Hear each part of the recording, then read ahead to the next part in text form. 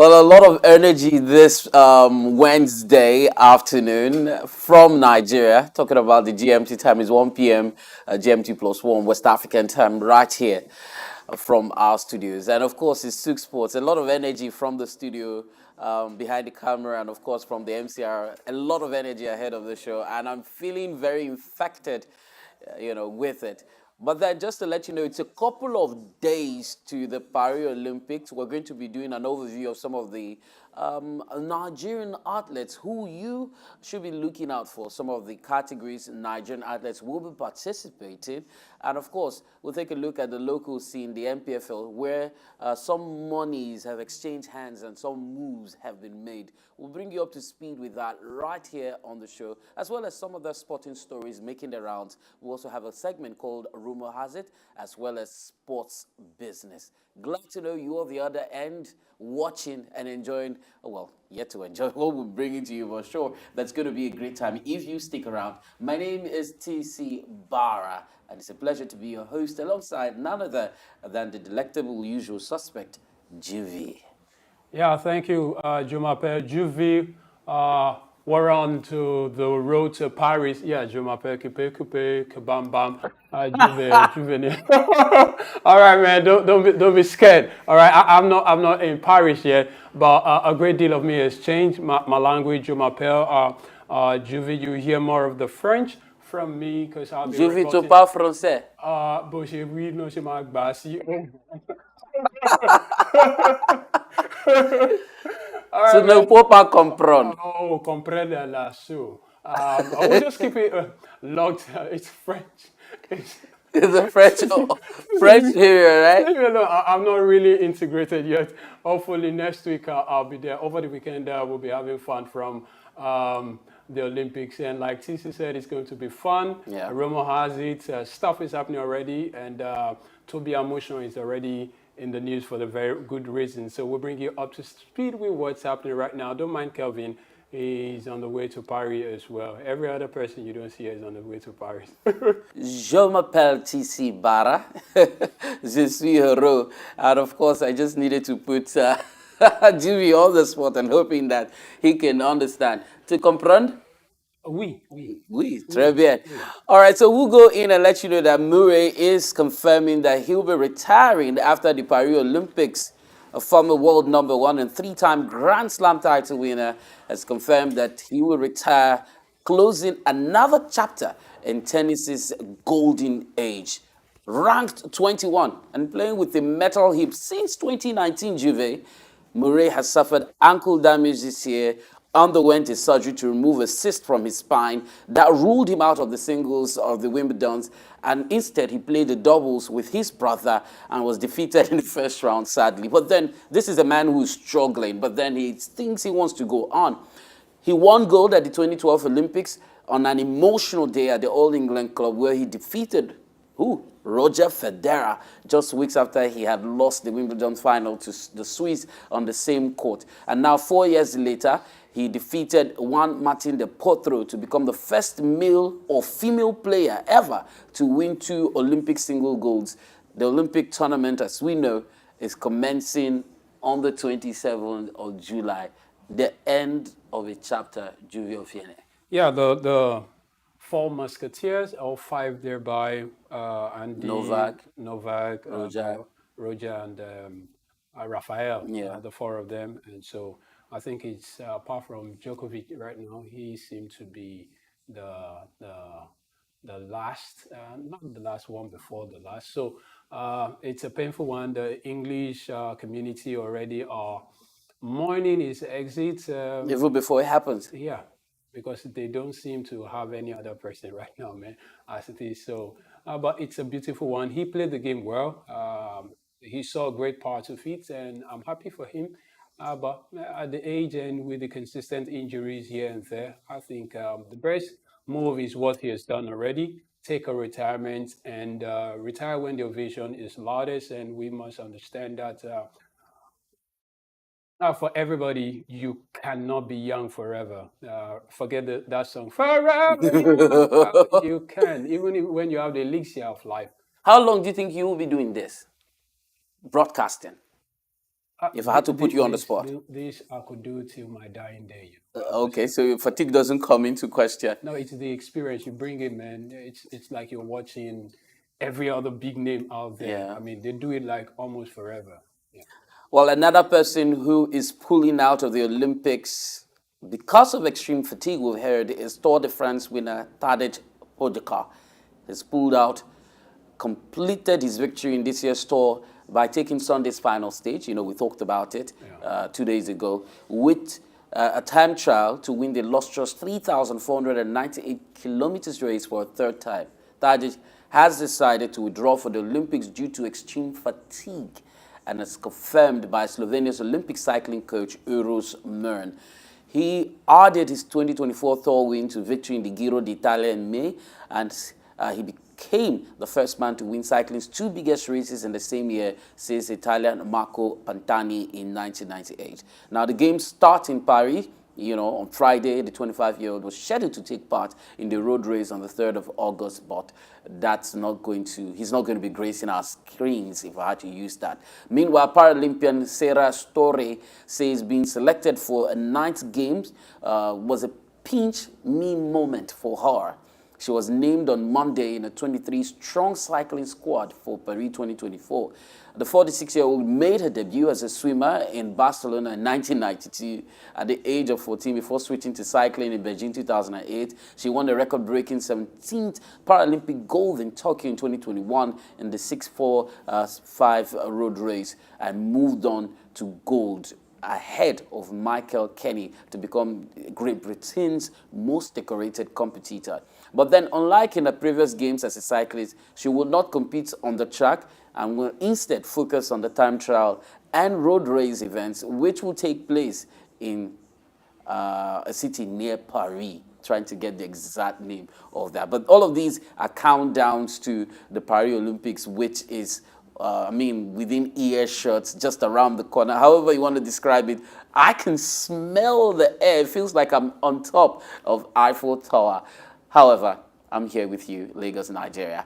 Tobi Amusan has been named Nigeria's flag bearer, and I'm so sure that she's going to be waving that with a lot of pride. It reminds me of Kenan's song, Waving Flag, team song for South Africa 2018 World Cup. I will be strong. Yeah. They call me free. Adabuya, kapia, kapia.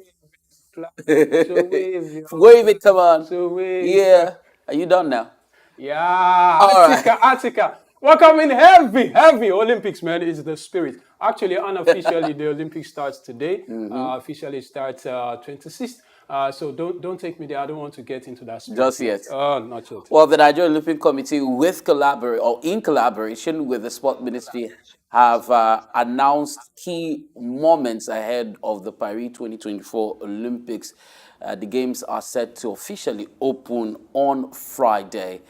Now, Tony Nezani, who will serve as the press attaché to the team, and has been confirmed that Tobi Amusan of the athletics team will be the Nigerian flag bearer. That's the situation now. So the reigning champion in the 100 meters hurdles will be the one to fly the green, white, green. And of course, Nigeria's captain is going to be there's somebody who is in the badminton sphere, the person has done a lot when it comes to representing Nigeria at the highest level, has been named captain. And I think it's not a surprise, to see that name pop up. Chike, if you could pull that up for us right now, trying to get the exact name of that particular captain. Yes, you could keep going. Tony. Izani is the media attaché. Yeah, Chike. Okay, so it's Anolowa Opeori. Anolapo Opeori. Yes, indeed. You got that. Opeori. Yeah, because you could be fined for pronouncing it as a foreigner. Opeori. Yeah. All right. So the general team captain is Opeori. Yeah. And Tobi Amusan will be flying the flag of Nigeria. So we're hoping that Tony Nezani will be giving us this, bringing us up to speed regularly with what's happening Yeah, if Juvi does not get to party. no. I definitely would. Don't my fans, everybody, SOUQ Sports team, everybody's waiting, and it's interesting to know that since 1952 that we've been attending, we've got 3 gold medals, 13 silver, and 11 bronze. So That's such a all in good all, yeah, record. it's nice. When you compare us with Kenya, that's got 35 gold medals, 42 silver, and some 36 bronze medal, you can see that we're doing Yeah. pretty much well. I remember the days of Mary Onyali and When was Choma the last time? Ajunwa. 1996 was our golden era when we had our Choma dream Ajunwa. team, Ah, Choma, Ajunwa doing it, and the dream team Eagles doing it for us as well, and we go 4 by 100. of 100 doing it as well, which has been the highest we've got so far. And we do hope that with Ophélie, Sebrume, and the rest of them, Amusan, I mean, this time from the shot put, boxing, we're expecting nothing but more gold. I mean, for the fact also that some $50,000 has been given as an incentive to whoever comes on with the gold, but I hope that shouldn't be the focus. It's more of going out there and represent Nigeria. I mean, the speculations and people are forecasting already that Team USA could come down with some 1,000 and They have a medals. lot I of mean, from represent. this. You know, the trick to it here is the number of representatives that you have Yeah. determines the number. So there's some very bizarre sports. Not very. Not let me not use that word. There's some unpopular sports in the Yeah. African continent that they indulge in or they take part. So it's surprising that you see that happening and we are unable to put up great representation. But here are some of the competitions or sporting events that Team Nigeria will compete in. So from athletics to badminton, basketball, boxing, canoeing, cycling, football, table tennis, taekwondo, weightlifting, and wrestling. And of course, a total of 172 players, 86 in men's, 86 in women's category, will compete across 5 medal events, 2 per gender, and the mixed at the Paris Olympic Games, while Omotaya, who will be making the second appearance at the Games, will start his campaign from the preliminary rounds of the men's singles. Edem, who is making her 5th Olympic Games appearance, as well as debutant Bello, would also start their participation in the preliminary rounds. As one of the top 16 seeds, Kadri Aruda will commence his 5th Olympic Games campaign from the round of 64, which will commence on the 28th. He was drawn by and again gets to come in at the round of 64. His best outing at the Olympic Games was Rio 2016 in Brazil, where he defied odds to reach the quarterfinals of the men's singles as the first African to attain the height. And that will lead us to some athletes who were expecting to shine at the Paris Olympics. Tobi Amusan, who's going to be flying the flag, is leading Nigeria's charge in the track event. A world record holder in 100 meters hurdles. She has an exceptional form. She stands strong, and she has a great chance to add in this Olympic gold to her medal count. And of course, Ese Brume, born in the year Nigeria won his first Olympic gold, the 28-year-old aims to follow in Choma Ajunwa's footsteps by securing gold in the long jump in Paris. Brume is the current Commonwealth champion and a 3-time African senior champion who has held both the Commonwealth Games record and the African long jump record. And then we move on to Chukwuebuka Enekweche, who returns to the Olympics as an African champion in the shot put event. At the age of 31, he presents a strong medal opportunity for Nigeria. Similarly, Favour Ashe, who is 22 years of age, recently set a new personal best with a time of 9.94 seconds in the men's 100 meters NCAA East preliminaries.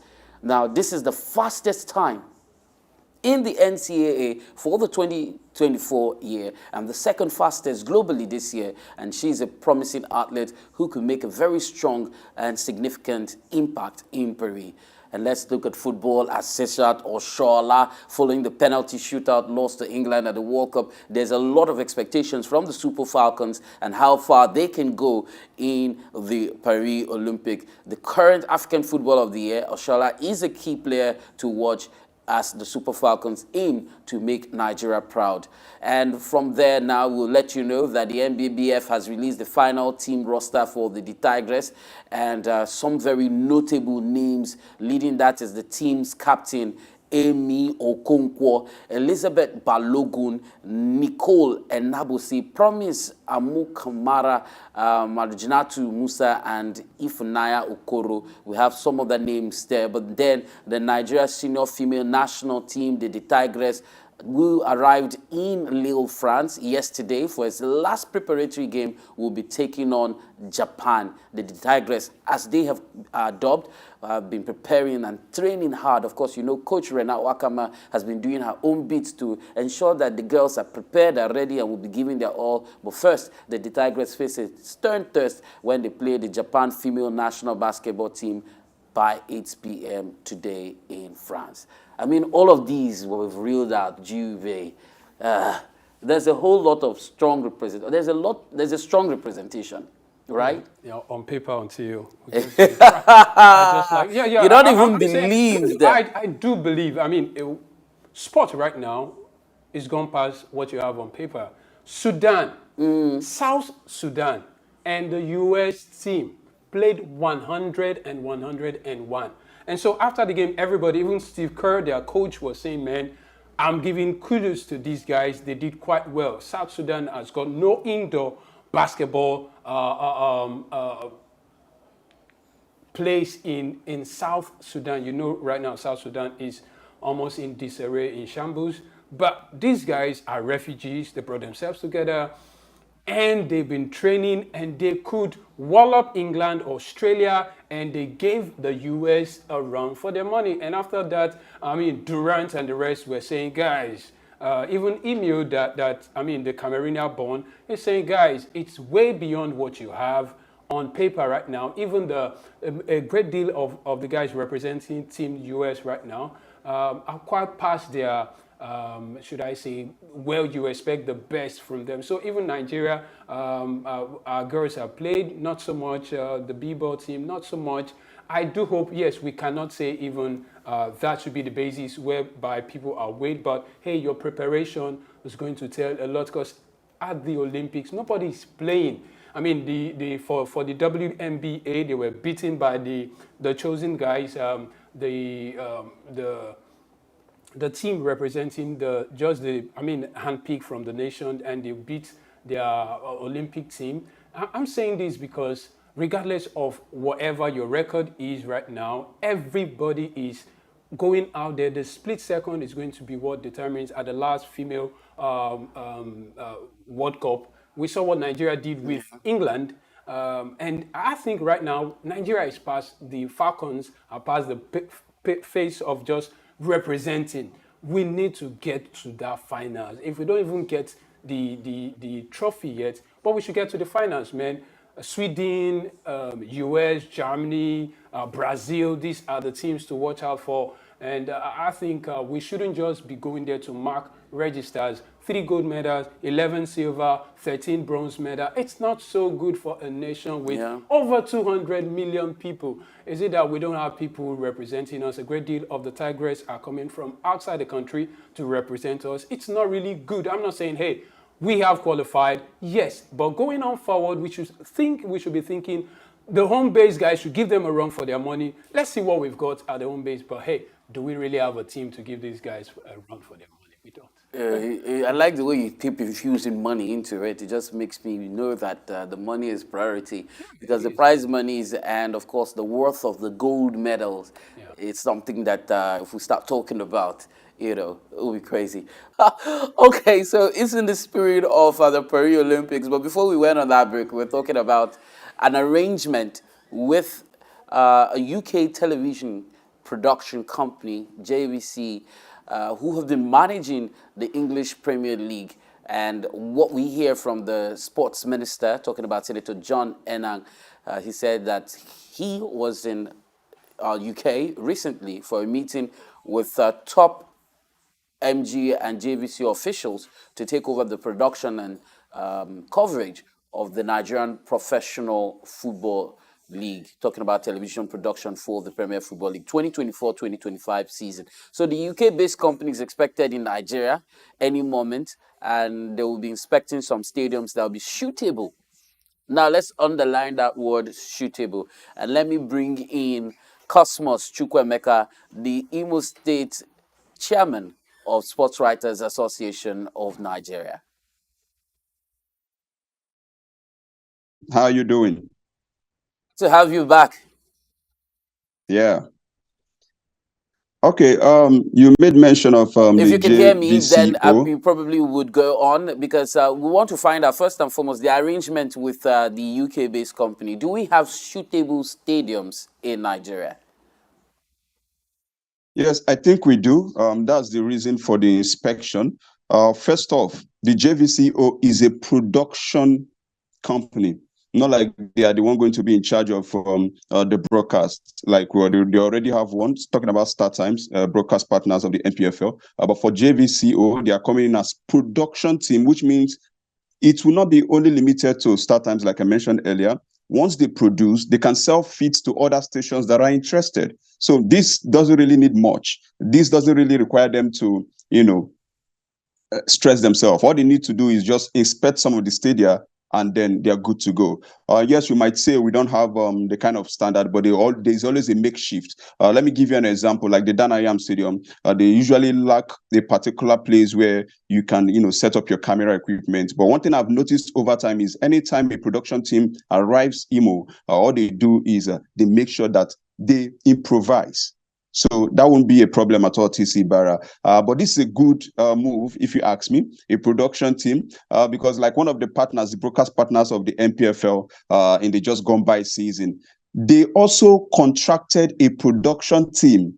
For those who've been able to cover some of these games that I mentioned, some of the games last season, you will discover that, okay, there's a particular brand being projected as the broadcast partners, but they are not in charge of the production team. You get to see another brand again that is doing the job for them. So this production team now will make the job easy for people like them and to other intending broadcast partners that want to, come and partner with the NPFL in the future. So it's a good move, TC Barra. Apart from the fact that that deal is expected to run between exceeding 3 to 5 years, run for a period not exceeding 3 to 5 years. How do you think Nigeria and the NPFL can benefit from a deal such as this? The benefit is based, it will be focused on the production team themselves. By this, I mean, they already know the markets. If you go by the numbers and then the interest from people, the fans in the NPFL last season, you will agree with me that there was visibility last season. There's no two ways about it. When you have Propel Sports Africa and of course Start Times, it can only get better. Now, for them coming in, once they do the inspection from the stadia, they already know, okay, this is the direction. This is what they need to do. Now they also need to get in other partners. So how the NPFL will benefit is, I have a problem if the NPFL doesn't look like having a say in this. If it's a total outright to the production team, then that's a very, very big plus for them because they can create some other content even outside match days that they can benefit from and also sell to intending partners or sponsors in the future. So for the NPFL, since visibility first off, and there are some complaints noted by some fans in the last season.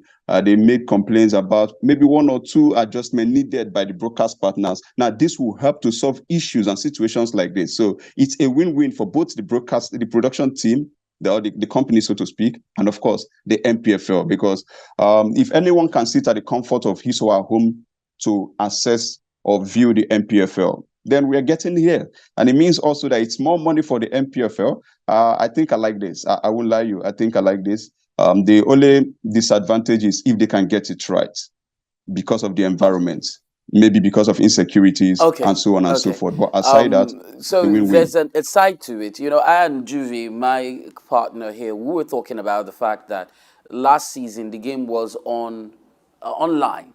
And a lot of people could not follow it. A lot of people didn't enjoy it. And Juvie was proposing for a pay TV, some cable platform where popular cable platform probably where people who already are subscribed to those platforms will have easy access. You also know that down history and memory lane, when there was some sort of partnership with the Nigerian Television Authority, the games were not clear.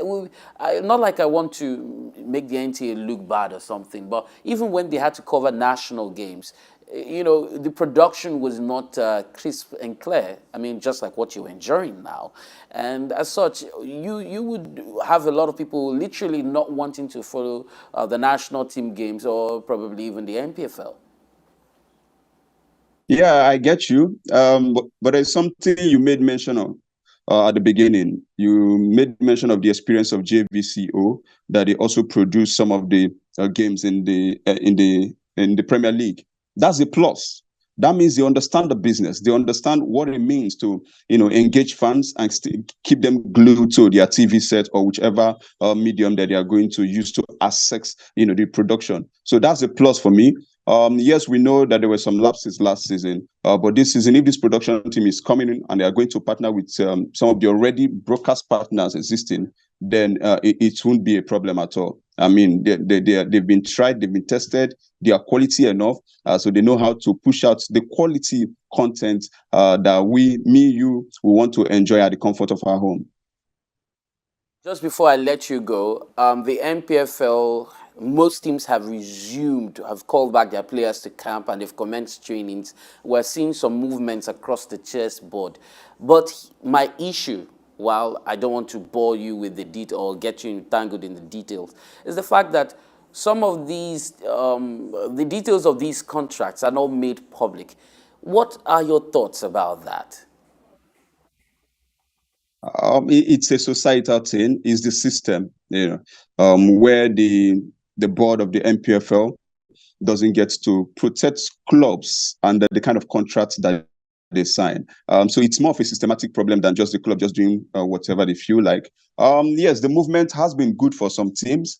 I mean, there is a big issue going on in Kwara State where we hear that a crop of players, about 22 of them were let go, and they've also agreed that they are going to sue the club, demanding for a whopping sum of over 100 million naira if their sign-on fees are not paid, a sign-on fee that dated back to over 7 years ago. That's huge. That's some of the problems that we see, and that's why most times when clubs sign players, they find it difficult to make it public until everything is signed, sealed, and delivered. I'm against it. I don't like it. I mean, if you sign a player, let us know. We had a similar issue of such. Was it last week where the Jefta, the guy that was unveiled by Rangers International, only for us to discover that he had already put pen to paper with Enyimba. I mean, although now they've sorted it out and we hear that he's Enyimba player, but such things shouldn't happen when a player have already signed a deal, with Enyimba, and then you're seeing the player being unveiled. I mean, within the space of just 2 weeks by Rangers International. The movement has been good. Yes, aside from what you mentioned right now. That's the excitement that the NPFL brings, giving us something to talk about ahead of the new season. Rangers, defending champions, they've already signed about 13 players. The recent one they got was from Heartland Football Club, Onyekachi Oka for Heartland, second top scorer last season with 5 goals. He has joined them. They also have Ekesin Okorie, who left Bayelsa United to join them on a free transfer. And the young man Ekesin Okorie scored about 8 goals for Bayelsa United with 4 assists. So look at the movement, and I think it's good. For Enyimba, on the other hand, I don't know if I should say it's a mixed feeling. I mean, they've let go of some of their big players who have pinched it. Some of them abroad, some are still in Nigeria. I mean, Chibi Kenwiwu, and so on and so forth. But they've also made some decent signings as well, in as much as they've not made it public yet officially. But we know that Chidera is a former Heartland right back who also played at some point with Shooting Stars. He has also joined them this season. So there's a lot of experience. Austin Onyemechi, who played for Rangers last season, scored 2 goals, has also joined Enyimba. And it continues until the NPFL season kicks off proper. That will be on the 31st of August, where we'll get to see Rangers International versus Academy Warriors. That used to be one of the best fixtures those days, but we're going to have a glimpse of that. And then while other fixtures will follow suit on the 1st of September. So for me, TC, the movement is good. Yes, I just hope that the NPFL board can find a way to harmonize this so that we get to see the duration of the contract and the amount the player was gotten for the sign-on fees and so on and so forth. Because he must be an insider for you to have information about things like that. But hopefully one day we'll get it right. All right, thank you very much, Cosmos, for joining us. What can we do right as a nation, NPFL? It's quite good that we have a production company coming all the way from the UK. I would have loved a situation where we have like 3 or 10 of them, dragging for this slot, rather than just one person supposedly getting it. So we just do that, or at least one half pop-off is better than none.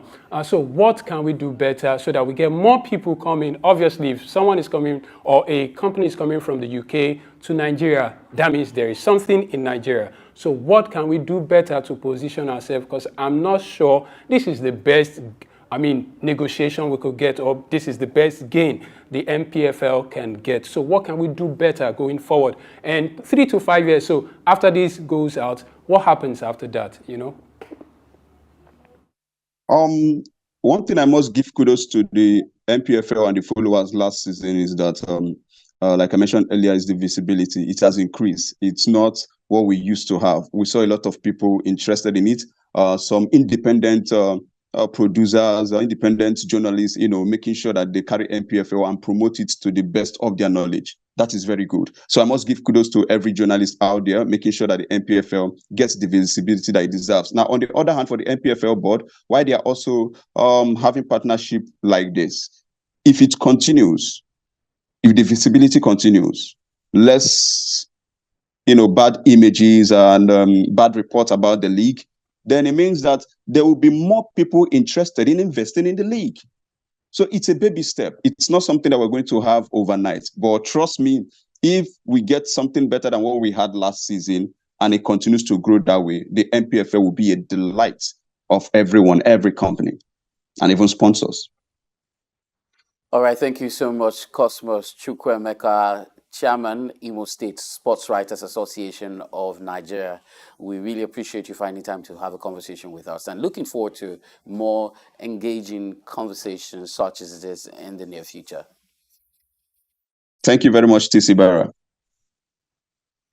All right, let's let you know that in preparation of the upcoming preliminary round of the CAF Confederations Cup, El Kanemi Warriors has continued to strengthen their squad. And of course, it's just been mentioned that they get to face Rangers in the first match day. That's the 31st of August, 2024, if the NFF, the big if they keep to their promise. So the club on Tuesday evening captured the former Kano Pillars striker Ibrahim Mustafa Yuga, who finished last season as a top scorer, banging in 11 goals, and now returns to his old club where he made his NPFL debut almost 9 years ago. For Rangers, a former Niger Tornadoes attacking winger who amassed a dozen goals in the concluded season, Bashir Usman, has spent a 2-year deal with reigning NPFL champions, Rangers International, who are also known as the Flying Antelopes. So the former Niger Tornadoes attacking winger is going to be adorning the red jersey.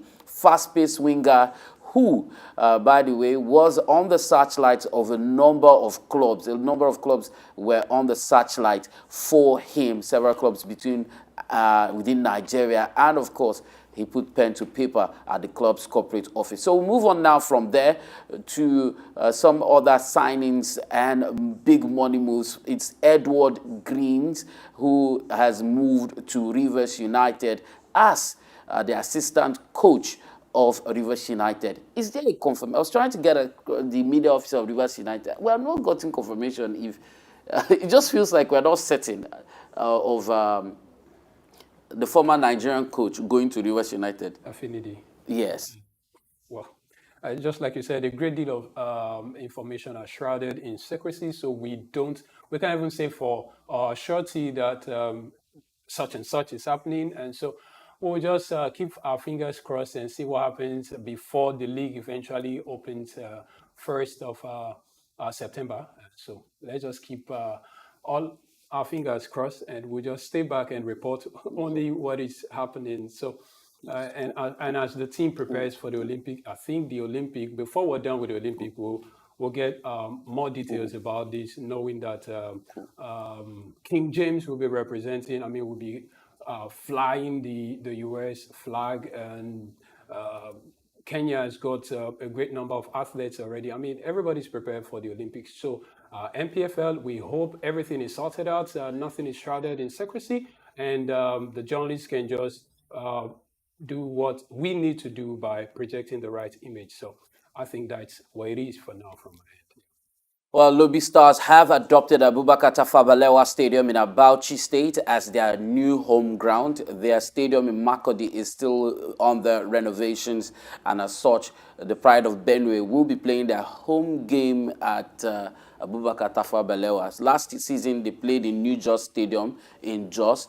I think they finished 6th last season. They finished in 6th position despite playing home away from home. They produced one of the best results. So the information we have is the Under-17 Youth League camp has opened. A 2-week development camp has opened in Abuja. 30 players have arrived at the camp on Sunday, with those players staying in one prestigious apartment, the FIFA Goal project of the MKO Abiola National Stadium in Abuja. So they are made up of 7 players from the NPFL champions, Rangers International Youth Team, 6 from the NPFL runners-up, Remo Stars Youth Team, 5 from the winners of the maiden NPFL Under-17 Youth League, Rivers United, and the rest are from Plateau United, Katsina United, Lobby Stars, and even Abia Warriors and Sunshine Stars. So they were picked from the 5 zonal qualifiers which were held in February at Lafia, Kaduna, Ado-Ekiti, Enugu, and Port Harcourt, as well as from the finals that were held from the 25th of February to the 3rd of March in Benin. From there, quickly, let's run all the way to rumors and transfer stories making the round. So we hear that so many moves are being made. Let me let you know right now that Abelt Adoma has moved from QPR to Warsaw for free. Martin Craig has made a transfer from Tottenham to Barnsley on loan. Cody Drame has moved from Leeds to Hull for a free transfer. He's a free agent. Tom Flanagan from Shrewsbury to Colchester on free movement. I had to describe it that way. So these are some of the leagues. The second-tier league in England, we see movements across board. One man who we heard has been let go is Kelechi Iheanacho. Leicester City saying, his contract has expired, but then we hear that Nottingham Forest and Ipswich fighting for his signature. And then you wonder, Wilfred Ndidi resigned. Is it that Kelechi is nearing his twilight? Well, you and I know that he is. Even at the AFCON, he came in like a couple of towards the end and all. We really need to, I don't want to use the word prayer, but it gives me a great sense of concern about our footballers outside, plying their trade in Europe, whether East or West or Americas. We don't seem to have it again. And it's quite a pitiable situation. But Kelechi, I can't ask him to come to Rangers or Rivers. They can't pay you right now. That is the basic truth. All right. We'll get it right. We'll get it right. When we get it right, our players can just play here, play anywhere they want to play, and earn something good. Yeah, you don't have to. At 29, you still are fit. I think you still got something. But hey, the people paying you, they tell you they don't need your service anyway. It's a painful one, but I understand. Well, Arsenal. Maybe you should come to Enyimba. Okay, we've had big legends come back to play for the Nigerian league, but then Arsenal interested in Athletic Bilbao winger Nico Williams, who's 22, and Real Sociedad midfielder Mikel Merino, who's 28, faces competition from Barcelona for both Spanish internationals. And then from there, let's look at business sports before we run out of the studio real quick. We have less than 2 minutes on the clock, and we want to make best use of it right here. And so monies are being exchanged, especially ahead of the Paris Olympics, and we're seeing deals signed And one of them is the fact that In Front has landed the first batch of Diamond League international deals almost 5 years on from being named as a future seller of Diamond League rights international. They have struck a mixture of a free-to-air and pay TV deals from 2025. Japanese streaming services Unext has brought forward its Premier League rights by one season after outgoing broadcaster Sport TV ended its contract a year early. Up to secured rights to the FA Cup over the next 4 years. So we're seeing a new partnership in the FA Cup at a marginally lower fee, though, and that you can blame on economic issues across the world. MasterCard, on the other hand, is preparing for a sponsorship showdown. It's going to be lump sum, horse betting race, so to say, at the Miami Formula One Grand Prix with 4 top teams in the hunt for a huge cash injection from the payment service giants. And with that, we'll wrap it up right here on SOUQ Sports. Yeah. And so we count down to Paris. Looking forward to be there to bring you up to speed with what's happening from France. Thank you so much, Juvie. Yeah. I mean, we can shake on this, right? Yeah, je m'appelle Juvie. When next you see me, I'll be under the Eiffel Tower on my right and on my left. Remember, on the right and on the left. Allez, let's go to Paris. And of course, until we come your way, stay tuned. It's SOUQ News Television. I am TC Barr. Have yourself a great day, and many thanks for watching.